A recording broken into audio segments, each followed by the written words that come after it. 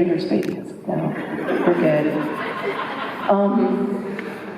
But it was also very complicated emotionally because when I was 7 months pregnant, we were in London and we got the call from back home that things with Anthony had gotten very bad.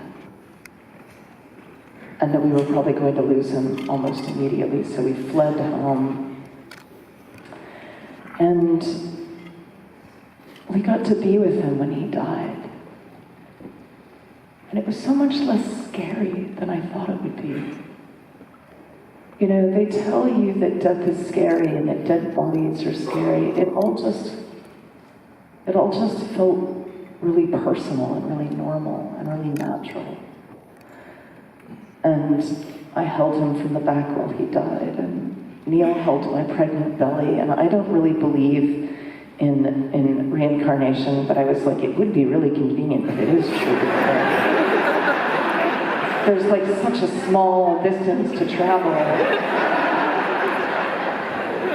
And for the birth itself, I had spent so much time in hospitals taking Anthony to chemo and being with him at his bone marrow transplant and stuff, and going through that terrible abortion that the last thing I wanted to do was give birth in a hospital.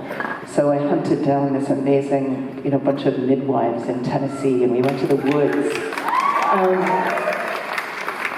And the last thing I wanted to do is be around more doctors with watches. I want to start a non-profit called Doctors Without Watches.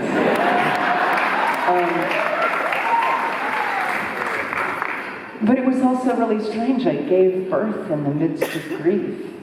And I was also, I had chosen so choosingly to have this child that I was like, I'm all in. I'm not going to get any childcare. I'm going to do this all by myself until it kills me. And Neil was like, why? I was like, because I chose. Because I have to feel the full weight of this baby. And he was like, oh God, okay, fine.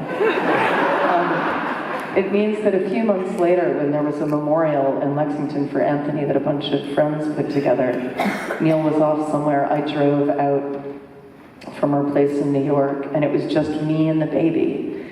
The memorial was the next day. It was in a church in Lexington where I knew there was a piano.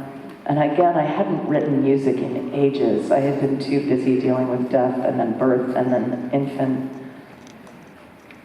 But I was in my apartment in the Cloud Club, and I knew that I had an idea for a song, and that if I wrote it really fast, I could play it the next day. And Anthony had never gotten a song. And the baby was asleep.